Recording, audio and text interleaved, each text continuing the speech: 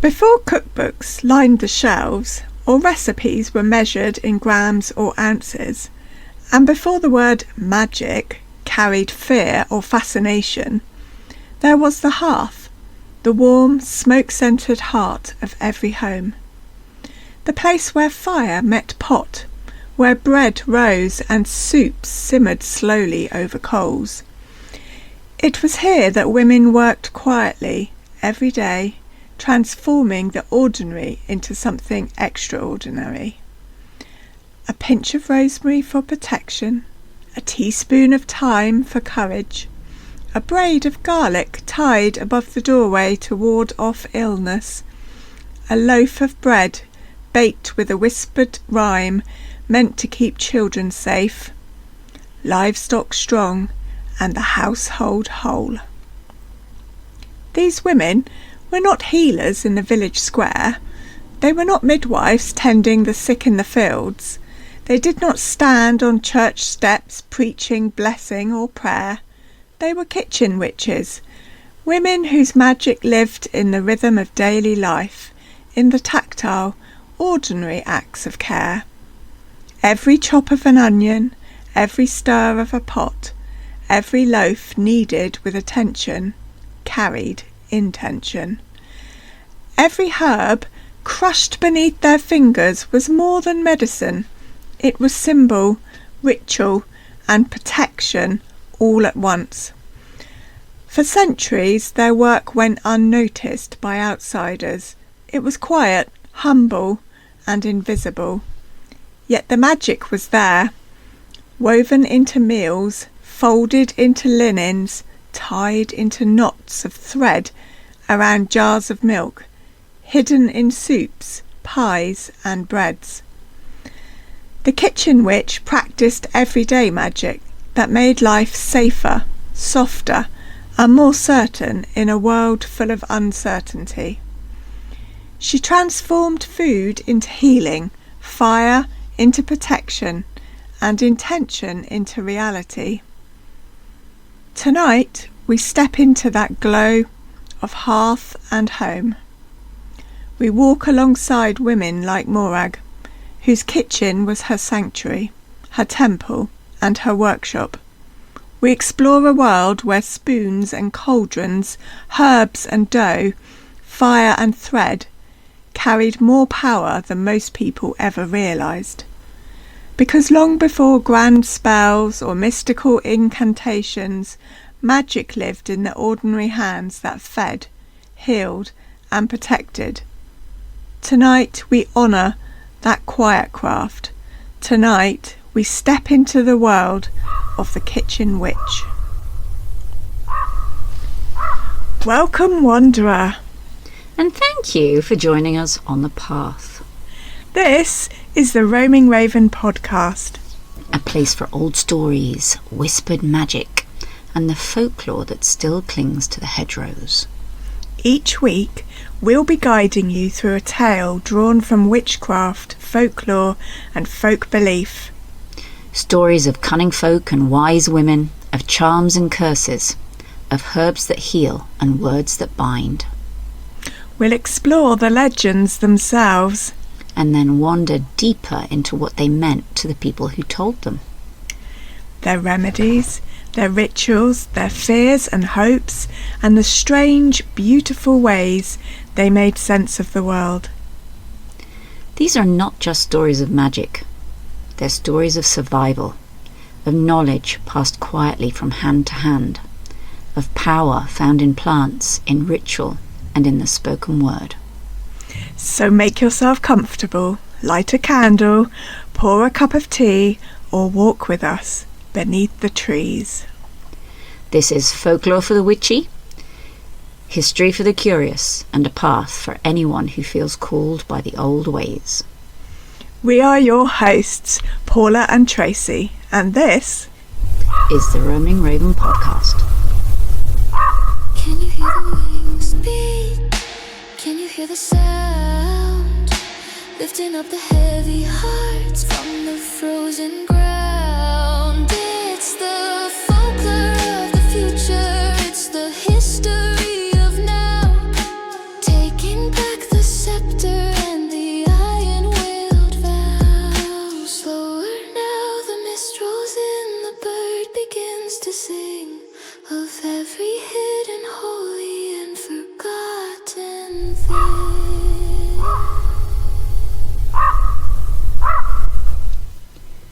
Morag of the Hearth. In the rolling hills of Dumfriesshire, Scotland, there lived a woman named Morag. Her cottage stood on a gentle rise overlooking fields of barley and oat. Smoke curled constantly from her chimney, carrying the mingled scents of peat, baking bread, dried herbs, and the salt of the northern wind. To any casual visitor, her work might have seemed mundane. She chopped vegetables, stirred soups, baked bread, and mended clothes. But those who knew better understood that Morag's hands carried a different kind of skill. Every movement was intentional. Every stir of a pot was accompanied by a whispered word or rhyme. She didn't simply add herbs to a broth. She wove them into the meal, each ingredient chosen for its flavour and its power. Thyme for courage, rosemary for memory and protection, yarrow for healing and resilience, or lavender for calm and clarity. In the morning, she would gather fresh herbs from the garden behind her cottage, careful to never take more than the plants could give. She whispered words of gratitude as she picked, leaving a bit of bread or milk for the unseen spirits of the place. Her work extended far beyond the kitchen, though. Villagers came to her not just for healing, but for guidance and protection. A mother would arrive with a frightened child, insisting the fever wouldn't break. So Morag would brew a tea with yarrow and elderflower, stir in a spoonful of honey, and hum an old rhyme while the child sipped. She tied a thin red thread around the child's wrist, knotting it 3 times for safety. 1 for body, 1 for spirit, and 1 for protection from harm. A fisherman would knock at her door before setting out to sea. She would bless the basket of provisions he carried, tying rosemary and sage into the string around his bread, while whispering, "Steady wind, steady hand. Return to hearth as the sun rises again." Even the livestock were included in her care. She would mix a handful of crushed herbs into the feed of cows and goats, murmuring words of strength and protection while the animals ate. And villagers would notice that her animals seemed healthier, her milk was richer, and her flocks were calmer than those of the neighbouring farms. And when a sickness swept through the village one bitter winter, her skills were put to the test. Children burned with fever, adults grew weak and bedridden, and the livestock faltered. The local priest prayed, but it was Morag who moved quietly among the homes, boiling roots into teas, preparing broths with protective herbs, and whispering her rhymes while she worked. She would stir the soups clockwise to bring warmth and safety, and counterclockwise to draw illness away. A spoonful of her broth was more than nourishment. It was a ritual of care, a physical manifestation of protection and intention. And families recovered in ways that seemed almost miraculous, though perhaps it was simply the combination of nutrition, warmth, attention, and belief that made the difference. Morag didn't ask for much in return. A loaf of bread, a few eggs, a piece of cloth, or some thread. Small gestures that acknowledged her craft and allowed her to continue her work. But not everyone understood her. Some whispered that her rituals, rhymes, and knots were unnatural. The village gossiped. "She puts power into her food. What does that mean?" Mothers glanced nervously at their children, and fathers crossed themselves when passing her door. Yet Morag persisted. Her hands, her kitchen, her hearth were her sanctuary and the village's protection. Her magic was quiet but constant, woven into the daily life of the home. There weren't any grand ceremonies or dramatic displays, just a woman with her herbs and her kitchen and her intention, transforming ordinary acts into acts of protection, blessing and care. By the end of her life, the legend of Morag of the Hearth was firmly rooted in the village memory. People spoke of her as someone who could feed the body and protect the soul at the same time. And those centuries have passed, stories of women who bless the food they prepare, who tie herbs into jars, who whisper words of care into daily life, are echoes of her work, the enduring legacy of the kitchen witch. So I love that. I love the kitchen witch. I can really relate to loads of this in my own life. Yeah. So let's talk a bit about where all of this comes from. The folklore behind the kitchen witch is fascinating because across Britain and Europe, women were quietly practicing what we'd now call domestic magic for centuries. And it was deeply tied to everyday life, not some theatrical spell casting. Exactly, yeah. And what is so interesting about that, it's not just about throwing a few herbs into a pot or tying a knot and saying, hey presto, it's magic. Every herb or little act, each little ritual was meaningful.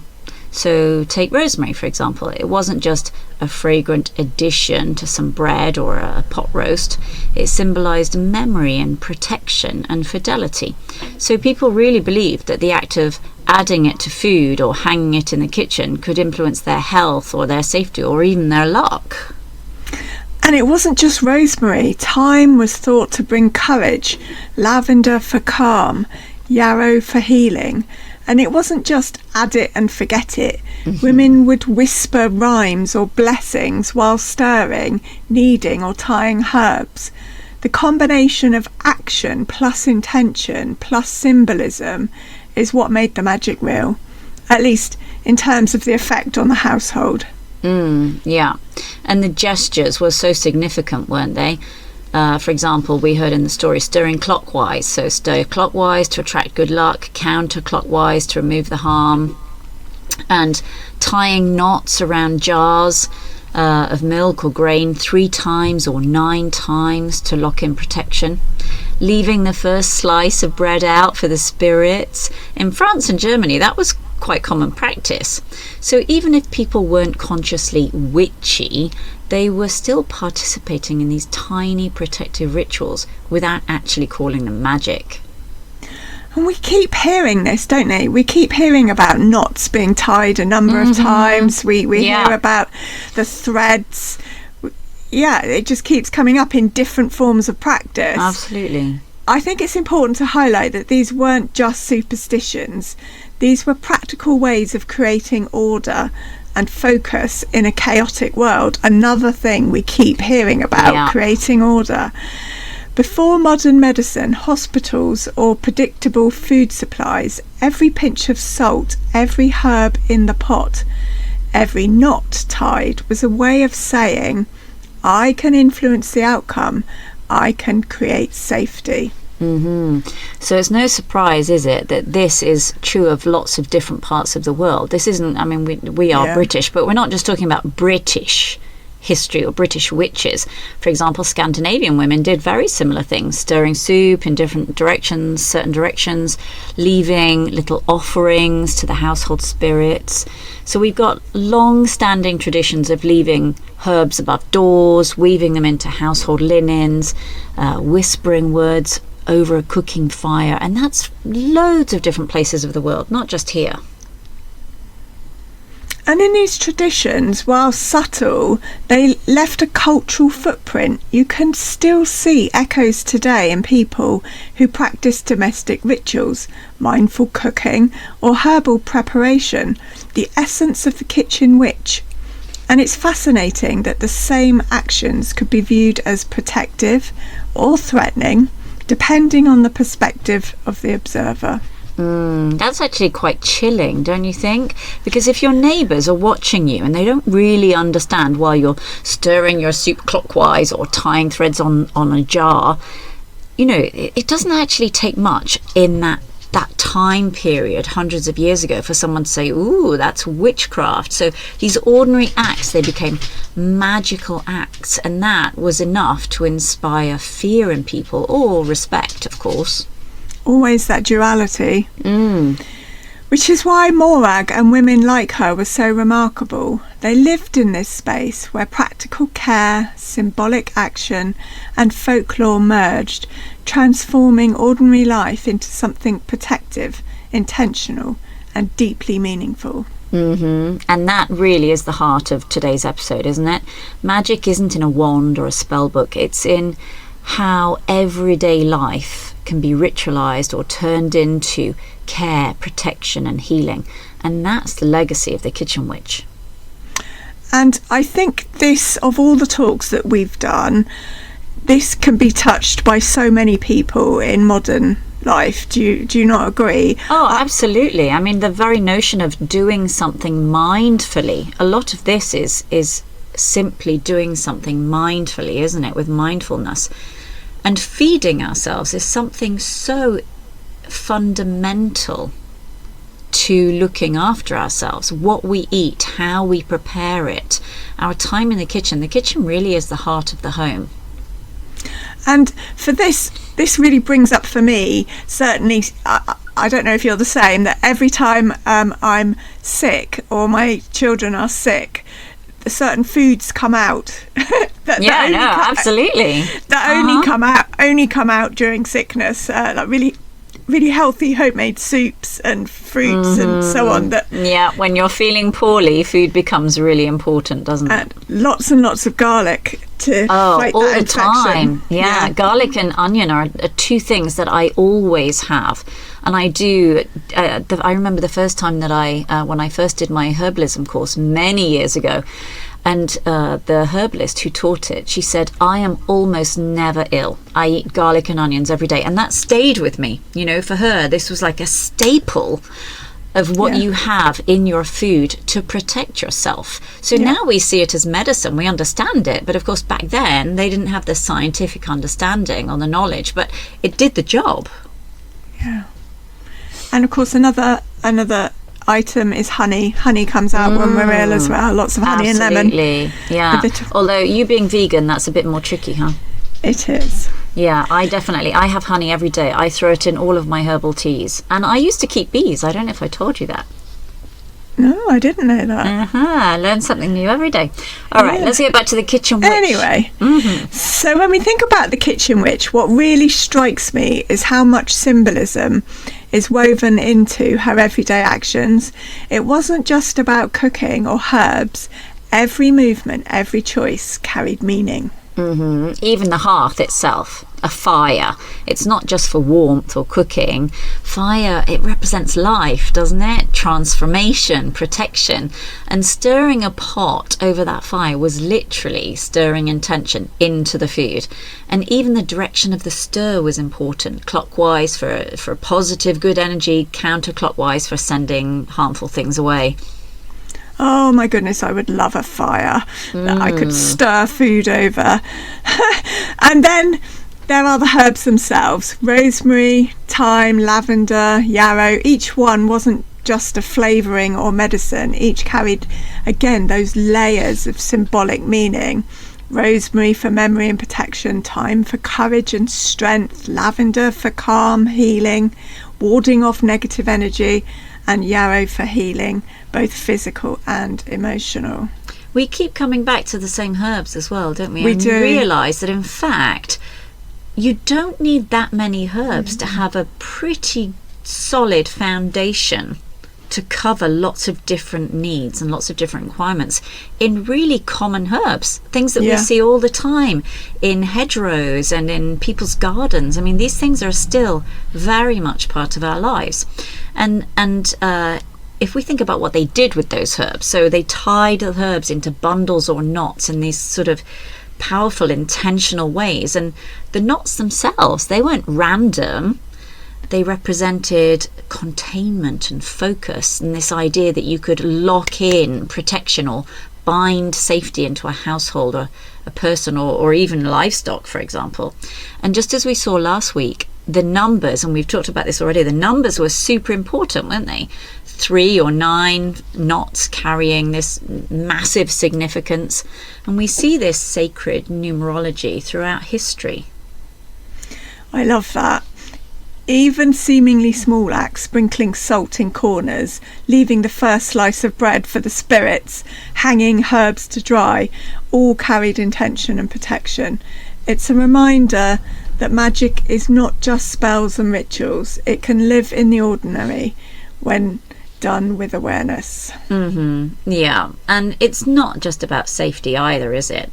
And we've often talked about the psychological aspect to a lot of these things.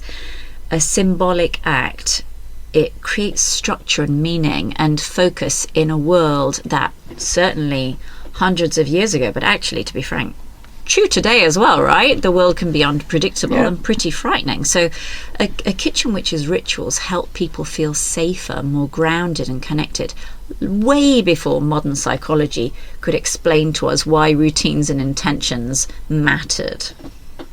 Exactly. And I think that's why these symbols endure. Even now, when people tie herbs into bundles or set intentions while cooking, they're connecting to a lineage that spans centuries. The symbolism gives actions weight, and it transforms the ordinary into something rich, meaningful and protective. And that's the beauty of the kitchen witch.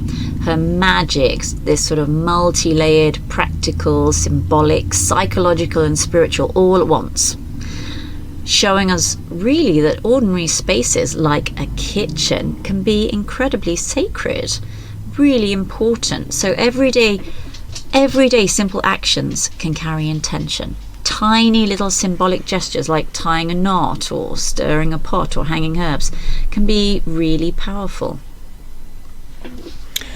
And it reminds us that magic doesn't need to be dramatic to be effective. The symbolism isn't just for show, it's tangible, practical and human, shaping our experiences, our homes and our relationships in subtle but profound ways. I think that's the biggest takeaway from today's episode. And in fact, that these magic doesn't have to be this hocus pocus grand spell wowie thing. It's sometimes as simple as the care that we put into our meals and the herbs that we hang to dry and the everyday rituals that we create. This is where the kitchen witch's power really lives, in these quiet, ordinary but profoundly symbolic acts.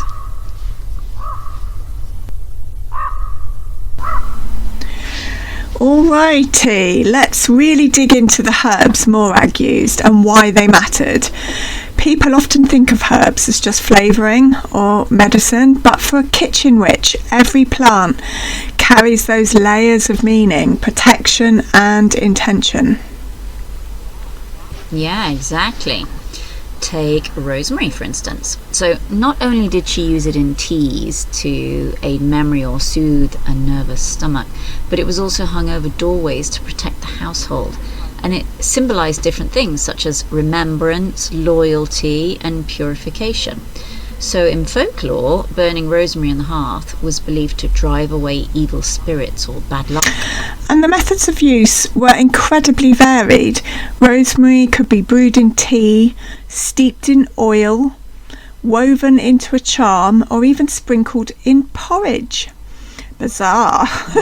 It was as much about the intentional act as the physical properties, because like the oil, rosemary oil is used for hair growth even today. It's huge. Yes, I use it in the hair serum. Absolutely, I love it, and I like rosemary in my food, but I never have it in a tea. No, I'm not much of a tea drinker, and I'm not sure I fancy it in porridge either. But no, I definitely would not put it in porridge. However, in some Hasselback potatoes delicious in the with air potatoes. fryer, oh my god, that is so yummy.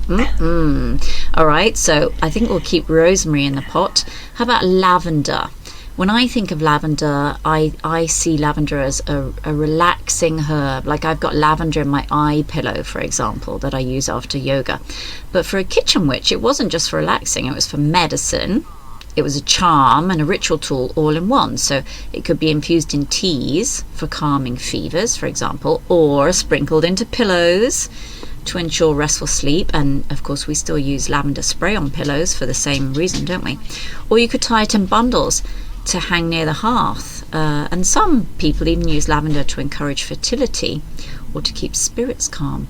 So the scent itself was actually considered to be protective. I use a whole series of lavender products in the bath just before bed because it really helps. I can't imagine the taste of lavender in tea, for example. No, I don't think I would like that. It feels a little perfumey. Exactly, yeah. I would not enjoy that, but I do love having it in the garden. I have a lot of it in the garden. Yeah. So yarrow is another fascinating one that we've talked about before, I know, known as the soldier's herb. In some European traditions, it was used to staunch wounds, reduce fevers, and even ease emotional pain. But beyond the physical, yarrow was protective. You'd sprinkle it in doorways or carry small bundles to guard against harm or misfortune.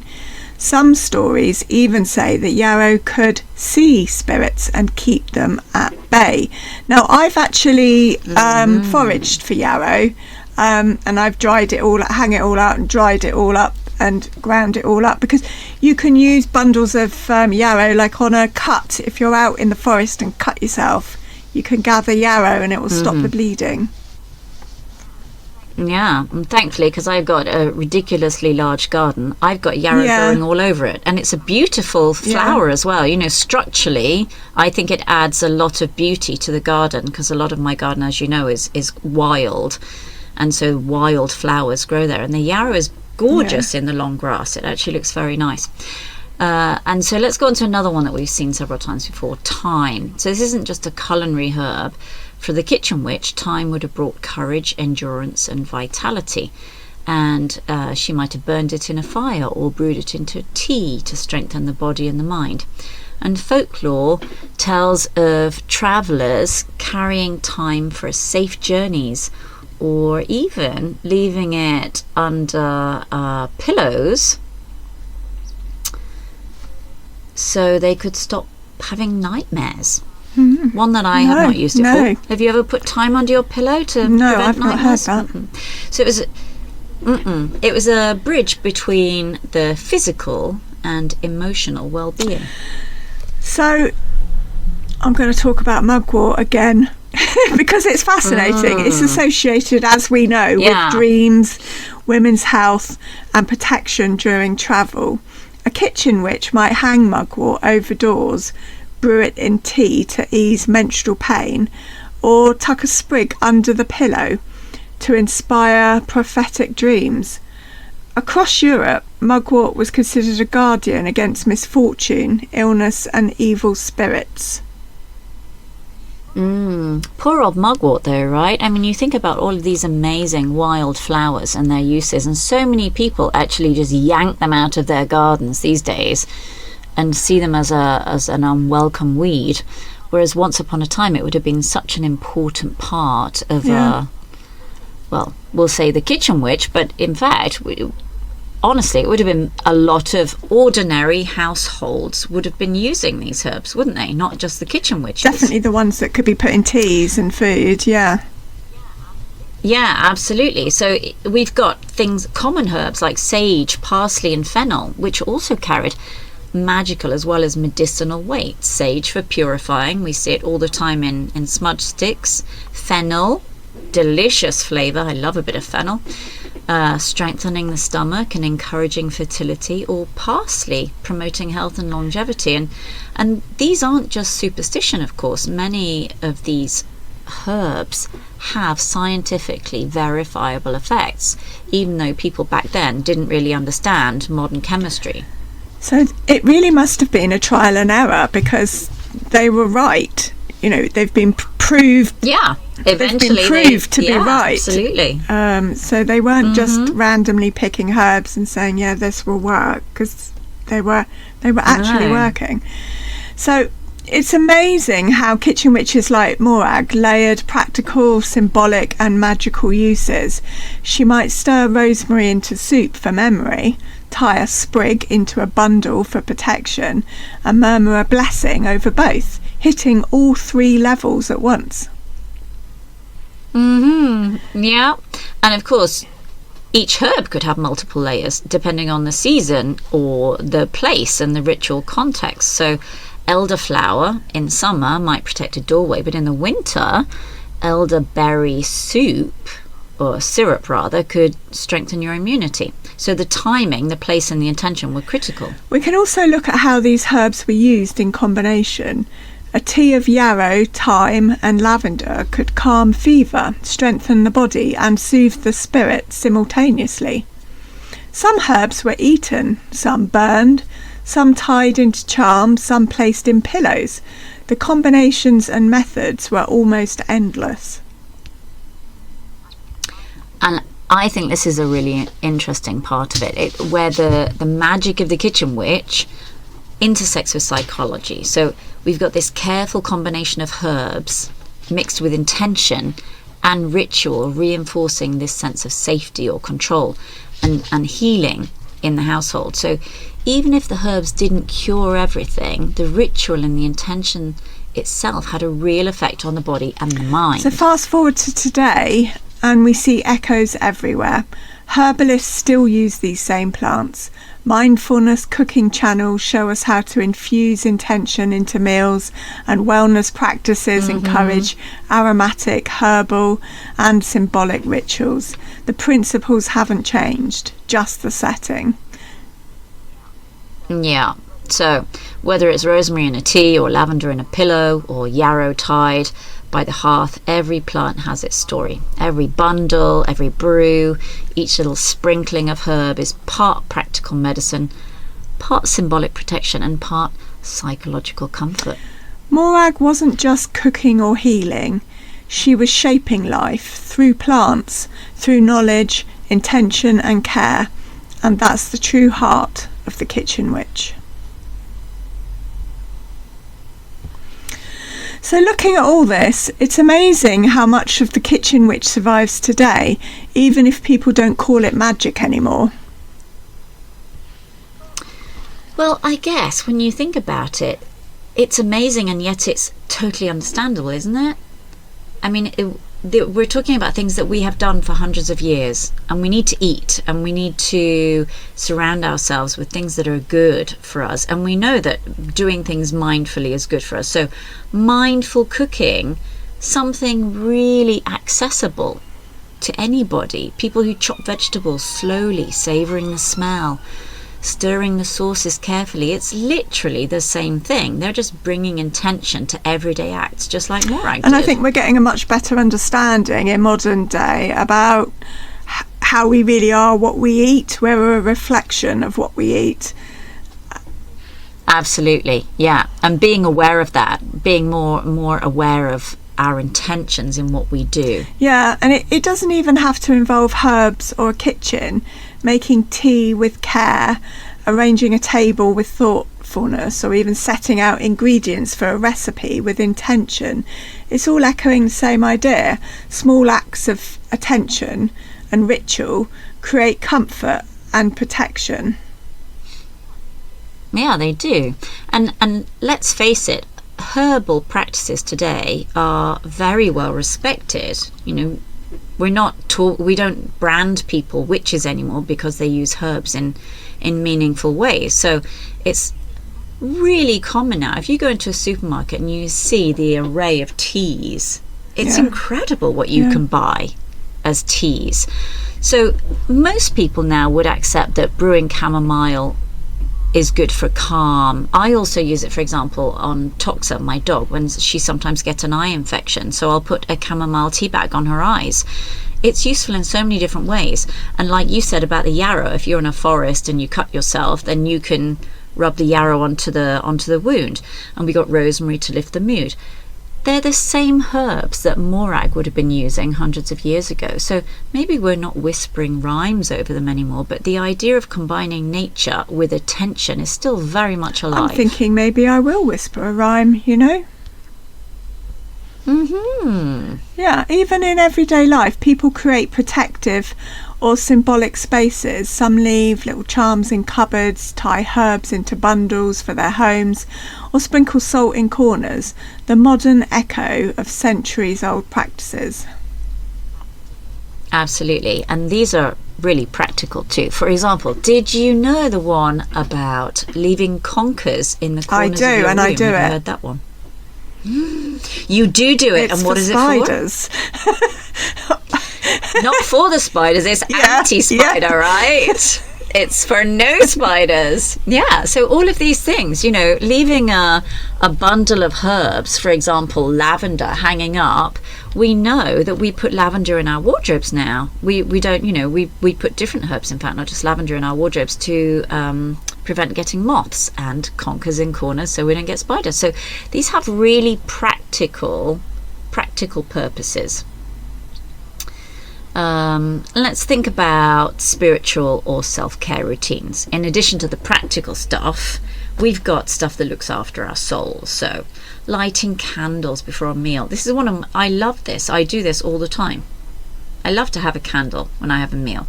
Or sitting down with your journal, journaling your intentions while you're preparing your food. Or creating an altar in your kitchen or your workspace. All of this, it's the same principle, turning ordinary actions into rituals that nurture not just our bodies but our minds and our homes. I love that. It's like the kitchen witch reminds us that we don't need dramatic gestures to create change. Just simple daily acts, cooking, cleaning, preparing, blessing, carry real power when done with intention. That's kind of comforting, isn't it? Magic isn't this kind of far off thing like the Wizard of Oz. It's actually totally accessible. It's in our hands, our kitchens, our everyday routines. Every time we prepare a meal with love or focus, we're participating in that same flow of care that women like Morag created centuries ago. And it's even relevant for community. Baking bread for a neighbour, giving someone tea when they're sick, or making a soup with herbs to lift spirits. These are everyday acts of magic, modern versions of what the kitchen witch did for her village. Absolutely. And, you know, secular people do this all the time. They just don't think of it as magic. They would consider it to be mindfulness or empathy. But the effects are the same, aren't they? A meal, a soup. If you're ill and your friend turns up at your door with a soup, it's incredibly comforting. And that smell of herbs can heal. These small rituals, they can really calm you down when you're feeling worried or scared. And maybe that's the lesson here. The kitchen witch lives in all of us, not in grand spells or dramatic gestures, but in the care we put into our daily lives, the attention we give to others, and the love we pour into small, ordinary acts. So next time you cook or brew a tea or tie a bundle of herbs, just pause and think. You're continuing a lineage that's hundreds of years old. You're a kitchen witch in your own right. And that is such a comforting thought, that the magic of the hearth is still alive, quietly shaping our homes, our families, and even ourselves. So shall we go and look at a real historical figure? All right, let's talk about Hannah Woolley.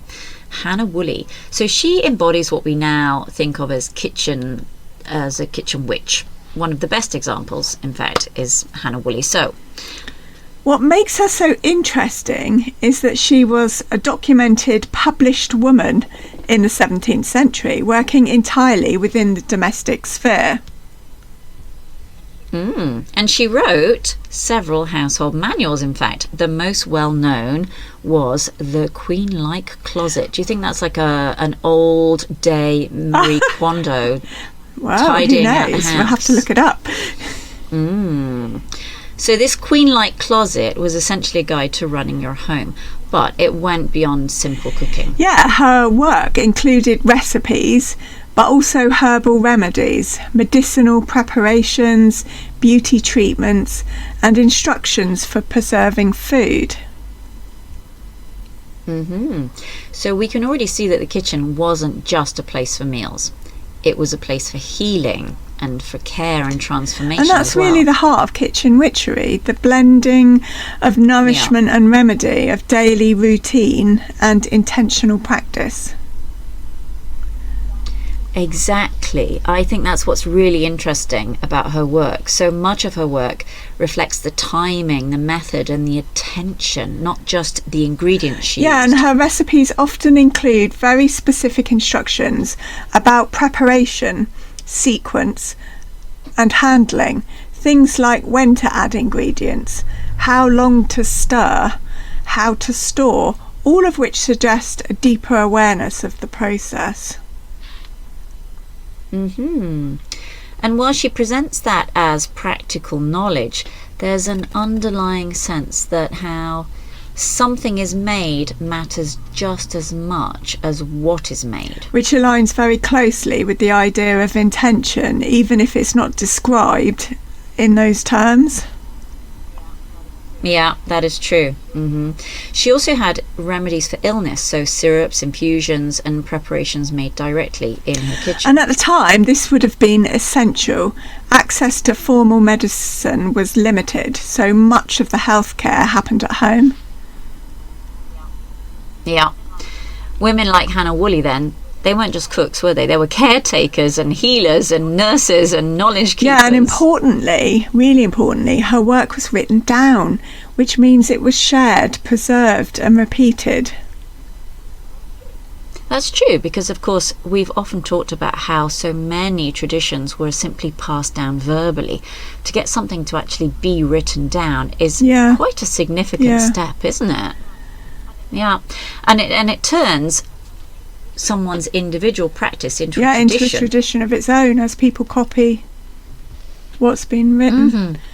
And that's how something like kitchen witchery evolves, through repetition, observation and passing knowledge forward. There's also something worth noting about the tone of her work, though. Yeah, it's practical, but it's also deeply attentive. There's a sense of care in the detail. Yeah, and that care is central, because kitchen witchery is not just, as we said, about dramatic spells. It's about everyday actions performed with mindfulness and awareness. Stirring, preparing, preserving. These are ordinary tasks, but they can carry meaning too. So what do you think? Do you think Hannah Woolley would have called herself a kitchen witch? No, I don't think she would. No, I don't think she would either, but her work reflects that role pretty clearly, doesn't it? Like every element of it. She represents a historical reality, women working within the home, using food and herbs, not just to sustain life, but to support health, comfort and well-being. Yeah, and in that sense, she becomes a perfect example of how the kitchen itself can be this place of quiet power, where nourishment, care and intention come together, not as something separate from daily life, but part of it. What a lovely idea. So, looking back on everything we've explored today, what stands out to you about the kitchen witch? I guess it's something like how quietly powerful and yet ordinary she was. So Morag or Hannah in their homes, their magic wasn't spectacle, fear and drama. It was just daily life, the activities and rhythm of daily life. Every meal they prepared or herb tied into a bundle, every knot tied. They're really small, ordinary acts, but made extraordinary through their intention. Exactly, and that's what makes the kitchen witch so relatable today. We don't need to wear robes or recite ancient incantations to participate in this magic. It's in the care we put into what we do, the attention we give to our surroundings, and the way we nurture others. Stirring a pot, baking bread, brewing tea, all of it carries energy, focus, and intention. I love that perspective. I think actually it's going to make me a lot more mindful when I'm standing in the kitchen waiting for the kettle to boil to make my tea. It's comforting, isn't it? Because as we said earlier, the world back then was chaotic and hard to understand, and in fact right now it's pretty chaotic and uncertain too. So the kitchen witch reminds us that we can create order around us and protection through these small, meaningful actions, turning ordinary life into ritual and ritual into magic. Not flashy magic, but magic that actually touches our lives. Yeah, and there's something deeply human in that, isn't there? Magic in this sense isn't about supernatural power. It's about connection, care, and presence. Morag and women like her were practicing a form of mindfulness centuries before the term existed. Every meal, every blessing, every herb, it was about focus, love, and intention. That's true. And you mentioned community earlier, so let's not forget how powerful all of this is in a community. Kitchens were the heart of the village. So the kitchen witch shaped not just her own household, but the well-being of the whole community that she lived in. She offered protection and care and guidance in ways that were quiet but deeply effective.